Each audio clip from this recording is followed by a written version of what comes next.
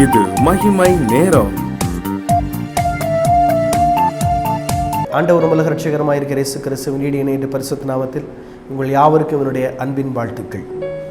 நேற்றைய தினத்தில் ஆதியாகமத்தின் புஸ்தகத்தை குறித்து நாம் பார்த்தோம். இந்த நாளிலே யாத்திரையாகமத்தின் புஸ்தகத்தை குறித்து நாம் பார்க்க போகிறோம்.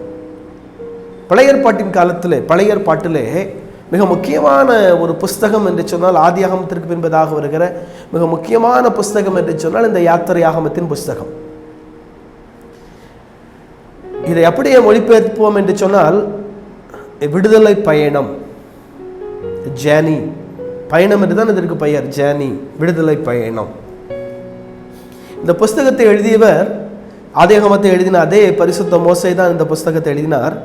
1446 எழுதப்பட்ட காலம் 1446 1406 இடைப்பட்ட காலங்கள். இதில் 40 அதிகாரங்கள் இந்த புஸ்தகத்தில் இருக்கிறது. 1213 வசனங்கள் இதிலே இருக்கிறது.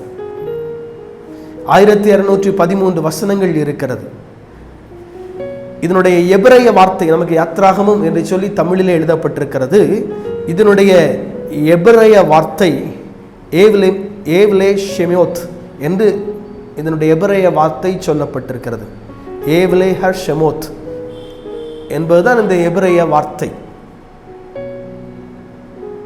இது முக்கியமான சம்பவங்கள் உள்ளடக்கிய ஒரு புஸ்தகமாக இந்த யாத்ராகமம் இருக்கிறது. இஸ்ரவேல் ஜனங்களுடைய யாத்திரை, அதாவது எகிப்திலிருந்து இஸ்ரவேல் ஜனங்கள் கானான் தேசத்திற்கு, பாலும் தேனும் ஓடுகிறதான கானான் தேசத்திற்கு மோசையால் வழிநடத்தப்படுகிறார்கள். அந்த வழிநடத்துதலுக்குரிய அந்த விடுதலை பயணத்தை இதில் பல இடங்களில் நமக்கு சொல்லப்பட்டிருக்கு. அது மட்டுமல்ல, இஸ்ரவேல் ஜனங்கள் அங்கே அடிமைகளாக இருக்கிறார்கள். எகிப்து தேசத்தில் அங்கே பார்வோன் என்ற மன்னன் எகிப்து தேசத்தை ஆண்டு வருகிறார். அவர்கள் அடிமைகளாக இருக்கிறார்கள். அங்கே மோசே கர்த்தரால் அனுப்பப்படுகிறார். வனாந்திரத்திலே கர்த்தர் மோசையை சந்தித்து அவரை அழைத்து ஆண்டவர் இஸ்ரவேல் ஜனங்களை வழிநடத்தி வரும்படியாக பார்வோனிடத்திற்கு ஆண்டவர் அனுப்புகிறார். அங்கே அநேக அற்புதங்களை, அதிசயங்களையும் கர்த்தர் மோசையின் மூலமாக நடப்பிக்கிறார். அங்கே நைல் நதி, எகிப்தினுடைய பிரதான நதியாக இருக்கிற நைல் நதி இரத்தமாக மாறுகிறது. தவளைகள் வருகிறது. வெட்டுக்கிளிகள் வந்து எகிப்தினுடைய தேசத்தை முழுவதும் அழித்து போடுகிறது. கடைசியாக சிங்காசனத்தில் அமர்ந்திருக்கிற பார்வோனுடைய தலைப்பிள்ளை வரைக்கும் அங்கே மரிக்கிறது. அதற்கு பின்பதாக தான் பார்வோன் இஸ்ரவேல் ஜனங்களை பாலும் தேன் ஓடுகிறதான கானா தேசத்திற்குள்ளாக மோசே வழிநடத்தி செல்லும்படியாக அவன் அனுப்பி விடுகிறான். யாத்ராகமத்தின் புஸ்தகம் 14 அதிகாரத்திற்கு வருவீர் என்று சொன்னால், இஸ்ரவேல் ஜனங்கள் செங்கடலுக்கு முன்பதாக நிற்கிறார்கள். அவங்க பின்னால பார்க்கிறாங்க, தூரத்தில் பார்வோன் சேனையும் வருகிறது. எகிப்தில் இருக்கிற பிரதான சேனைகள், இராணுவங்களை, ரதங்களை கூட்டிக் கொண்டு பார்வோன் இஸ்ரவேல் ஜனங்களை பின்தொடர்ந்தவன் வருகிறான். இஸ்ரவேல் ஜனங்களை பின்தொடர்ந்து வருகிறான். இஸ்ரவேல் ஜனங்கள் அவர்கள் செங்கடலுக்கு முன்பதாக நின்று கொண்டிருக்கிறார்கள். பின்பதாக பார்வோனி சேனை, பெரிய சேனை வருகிறது.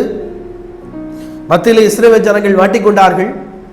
மோசேனிடத்தில் வந்து சொல்லுகிறார்கள், பின்னாலே பார்வோனி சேனை வருகிறது, முன்னால் செங்கடல் இருக்கிறது. மோசே சொல்லுகிறார், பயப்படாதிருங்கள், கர்த்தர் உங்களுக்காக யுத்தம் பண்ணுவார். அவ்வளவுதான். இந்த செங்கடலை மோசே தன்னுடைய கோலை நீட்டுகிறார். செங்கடல் 2ஆக பிளக்கிறது. இஸ்ரவேல் ஜனங்கள் வெட்டாந்திரை வழியாக அந்த செங்கடலில் அவர்கள் நடந்து போகிறார்கள். பின்பதாக பார்வோன் சேனை வருகிறது. ஆனால் கர்த்தர் அவர்களை கலங்கடிக்க பண்ணுகிறதாக வேதத்தில் நாம் பார்க்க முடியும். ஆனால் இஸ்ரவேல் ஜனங்கள் அக்கறைக்கப்பட்டதற்கு பின்பதாக அந்த செங்கடல் மீண்டும் அதே நிலைக்கு அந்த செங்கடல் வந்து விடுகிறது. மீண்டும் அந்த செங்கடல் அதே நிலைக்கு வந்து விடுகிறது. அந்த செங்கடல் பார்வோனுடைய சேனை முழுவதையும் கடலிலே ஆழ்த்தி விடுகிறது. அவர்கள் மீண்டும் வெளியே வர முடியாத ஒரு சூழ்நிலையிலே அவர்கள் மாட்டிக்கொள்ளுகிறார்கள். இந்த அதிகாரத்திலே இந்த சம்பவம் ஒரு மிக முக்கியமான ஒரு சம்பவமாக, ஒரு மிக முக்கியமான ஒரு காரியமாக இந்த அதிகாரத்திலே இது சொல்லப்பட்டிருக்கிறது. இந்த அதிகாரத்தில் இது சொல்லப்பட்டிருக்கிறது. முக்கியமான ஒரு காரியமாக இந்த அதிகாரத்தில் இதை நாம் பார்க்கிறோம். விடுதலை பயணத்தோடு கூட செங்கடல் இரண்டாக பிளந்த உலகத்திலே எந்த இடத்தில் நடைபெறாத ஒரு சம்பவம் இங்கே ஆதி யாத்ராகமத்தின் புஸ்தகத்தில் நடைபெறுகிறதை நாம் பார்க்க முடியும். நம்முடைய வாழ்க்கையிலும் செங்கடல்களை போல பிரச்சனைகள் இருந்தால், செங்கடல்களை போல போராட்டங்கள் இருந்தால், செங்கடல்கள் போல நெருக்கங்கள் இருந்தால், எல்லாவற்றையும் கர்த்தர் மாற்றுவதற்காக ஒரு வல்லமுள்ளவராய் இருக்கிறார். கர்த்தர் அதை மாற்றி போடுவார். கர்த்தர் நம்மை வழி நடத்தினால், ஆண்டவர் நம்மை வழி நடத்தினால், நம்முடைய வாழ்க்கையில் இருக்கிற செங்கடல் போல பிரச்சனைகள், செங்கடல்கள் போல போராட்டங்கள், செங்கடல் போல நெருக்கங்கள் நம்முடைய வாழ்க்கையை விட்டு மாறும். கர்த்தருடைய ஆவியானவர் நம்மோடு கூட இருந்து நம்மை வழி நடத்துவரா. தலைகள் தாழ்த்தி ஜெபிப்போம். தகப்பனே உமக்கு ஸ்தோத்திரம். நீர் எங்களோடு கூட இருந்த எங்களை வழி நடத்துகிற ஆண்டவர், நீர் எங்களோடு கூட பேசுகிற அதற்காக இருக்கிறோம். தொடர்ந்து ஆவியானவர் பேசும். இயேசு கிறிஸ்துவின் நாமத்தில் ஜெபிக்கிறோம் பிதாவே, ஆமென்.